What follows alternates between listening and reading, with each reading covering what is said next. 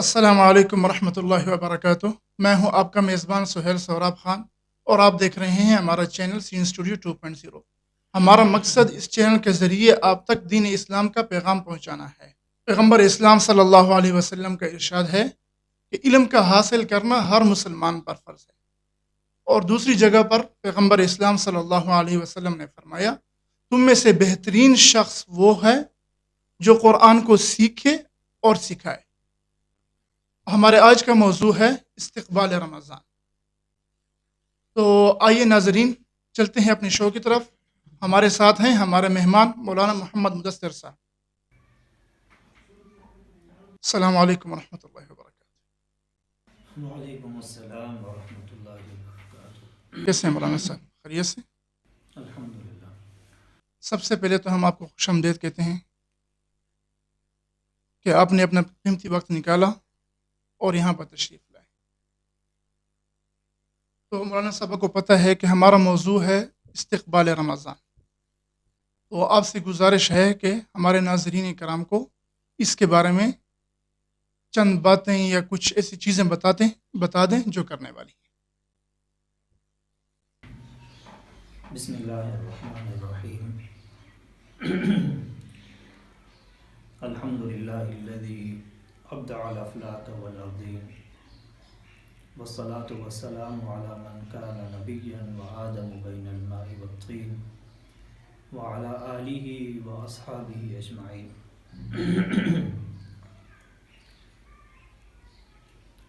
سب سے پہلے تو میں آپ کو خراج تحسین پیش کرتا ہوں کہ آپ نے اپنے اس چینل کو دین اسلام کا پیغام پہنچانے کے لیے استعمال کیا، جس میں آپ کے لیے اس دنیا میں بھی اجر ہے اور انشاءاللہ آخرت میں بھی باعث اجر و ثواب ہے۔ جزاک اللہ۔ جہاں تک آپ کا یہ سوال ہے کہ استقبال رمضان کے حوالے سے گفتگو کی جائے،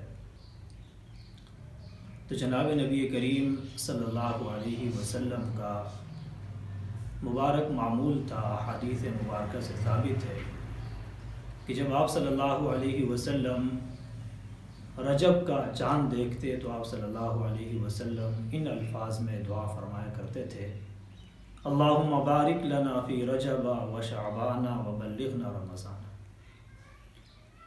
جس سے ہمیں یہ بات معلوم ہوتی ہے کہ آپ صلی اللہ علیہ وسلم بڑے شوق سے اور بڑی محبت سے رمضان المبارک کا استقبال فرمایا کرتے تھے کہ 2 مہینے پہلے سے ہی آپ صلی اللہ علیہ وسلم رمضان المبارک تک پہنچنے کی اللہ رب العزت سے دعا کرتے تھے۔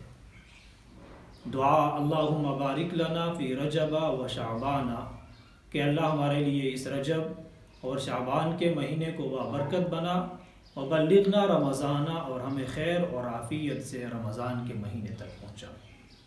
اس لیے آپ صلی اللہ علیہ وسلم کے اس عمل مبارک پر عمل کرتے ہوئے، آپ صلی اللہ علیہ وسلم کی سنت پر عمل کرتے ہوئے، جب رجب کا چاند نظر آئے تو اس دعا کا اہتمام کرنا چاہیے۔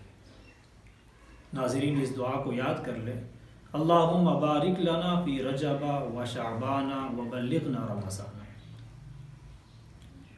دوسری بات اس حوالے سے وہ یہ ہے کہ جب رمضان المبارک کا چاند نظر آ جائے تو اللہ تعالیٰ سے دعا کرنی چاہیے، اللہم اہلہ علینا بالامن والایمان والسلامت والاسلام والتوفیق لما تحب وترضى ربی وربک اللہ۔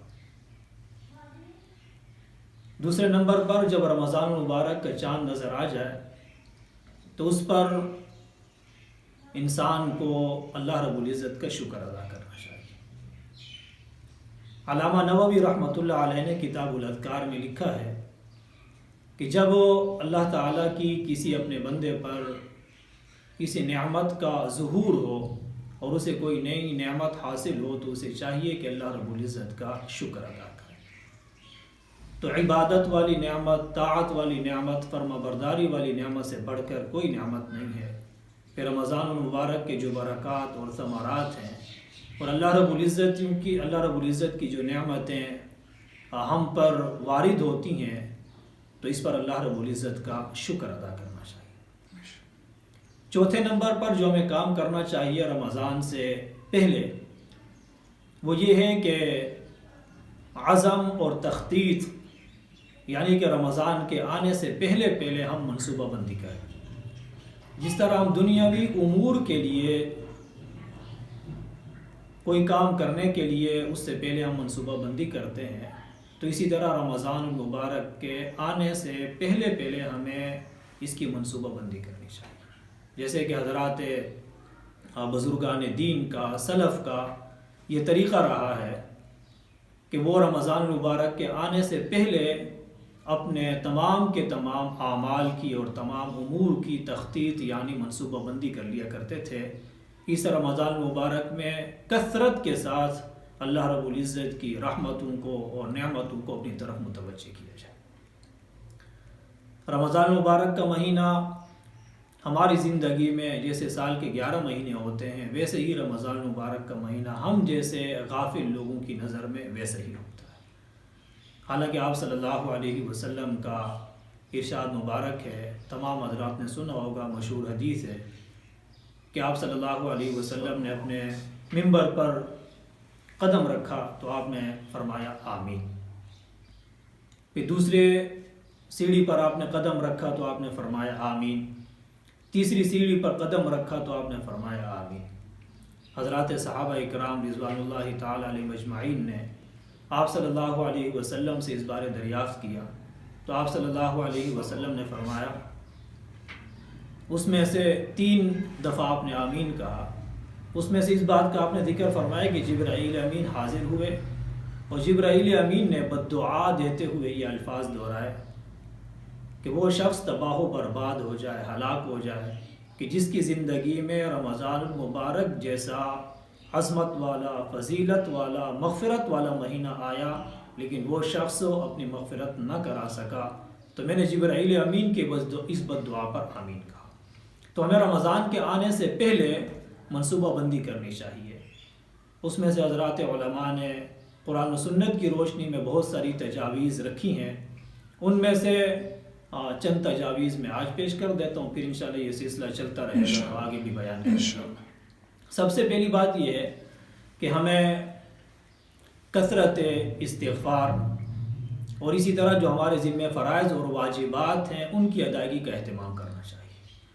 بہت سارے لوگ ایسے ہوتے ہیں کہ جو رمضان المبارک کے اندر نوافل کا اہتمام کرتے ہیں یا عام دنوں کے اندر بھی نوافل کا اہتمام کرتے ہیں، حالانکہ نوافل تو ایک زائد چیز ہے، اس کا اہتمام کرنا چاہیے، لیکن اگر کسی آدمی کے ذمہ فرائض اور واجبات باقی ہیں تو اس کو چاہیے کہ وہ نوافل کی بجائے اور فرائض اور واجبات کی ادائیگی کے اوپر زور دے۔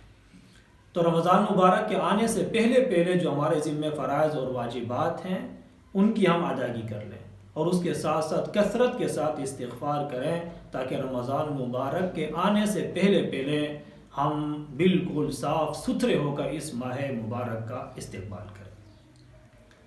دوسرے نمبر پر وہ یہ ہے کہ رمضان مبارک کا مہینہ آ جاتا ہے، ہم روزے رکھ لیتے ہیں، تراویح پڑھ لیتے ہیں، لیکن ہم لوگ مسائل سے ناآشنا ہوتے ہیں۔ تو لہذا آج ہم عزم کریں کہ رمضان مبارک کے مہینے کے اندر ہم اپنی زندگی کو اس ماہ مبارک میں اللہ رب العزت کے ہی لیے وقف کر دیں۔ تو رمضان کے جو مسائل ہیں، روزے کے مسائل ہیں، تراویح کے مسائل ہیں، صدقۃ الفطر کے مسائل ہیں، اعتکاف کے مسائل ہیں، زکوٰۃ کے مسائل ہیں، ان مسائل کی طرف بھی ہمیں توجہ دینی چاہیے اور وقتاً فوقتاً علماء سے ہمیں رابطہ رکھنا چاہیے۔ تیسرا جو ہمیں رمضان کے آنے سے پہلے اور رمضان کے اندر کرنا چاہیے یہ کہ ہم اپنے نفس میں تقوی پیدا کریں۔ روزے کا اصل بنیادی مقصد ہم نے جو بھلا دیا ہے، آپ صلی اللہ علیہ وسلم کا واضح ارشاد ہے کہ جو شخص بہت سارے شب بیدار ایسے ہیں کہ جنہیں سوائے شب بیداری کے کچھ حاصل نہیں ہوتا، اور بہت سارے روزے دار ایسے ہیں کہ جنہیں سوائے بھوکا اور پیاسا رہنے کے کچھ حاصل نہیں ہوتا۔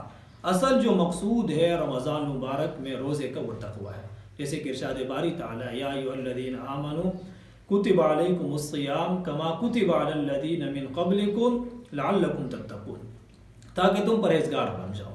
تو اپنے اندر تقوی پیدا کریں تاکہ رمضان مبارک کے فضائل، رمضان مبارک کی برکتوں کو ہم حاصل کر سکیں۔ چوتھے نمبر پر رمضان کے آنے سے پہلے ہم صلہ رحمی کریں، قطع تعلقی سے اور رشتہ داروں کے ساتھ جو ہمارا حسد ہے، بغض ہے، اس چیز کو ہم ختم کریں۔ اس لیے کہ نبی کریم صلی اللہ علیہ وسلم کا ارشاد مبارک ہے کہ جس شخص کے دل میں کینہ، بغض اور حسد ہو تو پھر اس کی دعائیں قبول نہیں ہوتی۔ تو رمضان مبارک جیسا برکت والا اور فضیلت والا مہینہ ہو اور ہم اس میں عبادات بھی کریں، لیکن اگر ہمارے دل میں کسی کا بغض ہے، حسد ہے، اور ہم رو رو کے دعائیں بھی کریں پھر بھی ہماری دعا قبول نہ ہو تو یہ ہمارے لیے گھاٹے والا اور خسارے والا معاملہ ہے۔ پانچویں نمبر پر جو ہمیں رمضان کے آنے سے پہلے اور رمضان کے بعد کرنا چاہیے اور رمضان کے اندر ہمیں اس کا کرنا چاہیے وہ یہ ہے کہ وہ اپنا دل صاف رکھیں ہر قسم کے۔ اچھا، وہ صلہ رحمی کے اندر ایک بات تھی وہ بتانا میں بھول گیا، وہ یہ ہے کہ ہمارے ذہنوں میں اکثر یہ بات ہوتی ہے، معاملات ہمارے دنیا میں ایسے چلتے ہیں کہ ہم کہتے ہیں کہ بھائی فلاں رشتہ دار ہے، اس نے اگر ہمارے ساتھ اچھائی کی ہے تو بدلے میں ہم بھی کرتے ہیں، پڑوسی اگر اس نے ہمارے ساتھ کی ہے تو ہم بھی اس کے کرتے ہیں۔ حالانکہ آپ صلی اللہ علیہ وسلم کا ارشاد مبارک ہے کہ بدلے میں اگر کوئی شخص صلہ رحمی کرتا ہے تو وہ حقیقت میں صلہ رحمی نہیں ہے۔ حقیقت میں صلہ رحمی وہ ہے کہ جب بندے کے ساتھ ہو قطع تعلقی کی جائے، یہ بندہ پھر بھی ان کے ساتھ جوڑ کے رکھے، جیسے کہ آپ صلی اللہ علیہ وسلم نے فرمایا صل من قطعک واعف عمن ظلمک واحسن الی من اساء الیک، جو تمہارے ساتھ توڑے تم اس کے ساتھ جوڑ کے رکھو، اور جو تم پر ظلم کرے اسے معاف کر دو، واحسن الی من اساء الیک، جو تمہارے ساتھ برا سلوک کرے تم اس کے ساتھ پھر بھی اچھائی کا معاملہ رکھو۔ تو یہ آپ صلی اللہ علیہ وسلم کے اخلاق کریمانہ ہیں۔ تو اپنے دل کو ہم رمضان کے آنے سے پہلے صاف کر لیں۔ اللہ رب العزت کی بارگاہ میں دعا ہے کہ اللہ رب العزت ہمیں ان ہدایات کے اوپر عمل کرنے کی توفیق عطا فرمائے اور رمضان مبارک کی عظمتیں اور برکتیں ہمیں حاصل کرنے کی توفیق نصیب فرمائے۔ وآخر دعوانا مولانا صاحب جزاکم اللہ خیر، آپ کا پھر اس اسٹوڈیو میں ہم آپ کو خوش آمدید کہتے ہیں، آپ کا بہت بہت شکریہ ادا کرتے ہیں تہ دل سے، اور اللہ پاک سے دعا ہے کہ اللہ تعالی ہمیں سب مسلمانوں کو ہدایت دے اور اس پر عمل کرنے کی توفیق عطا فرمائے۔ تو ناظرین کرام، ابھی کے لیے اتنا ہی۔ اپنا، اپنے پیاروں کا اور اس چینل کا بھی خیال رکھیے گا۔ ہمیں دیجیے گا اجازت، مع السلامہ۔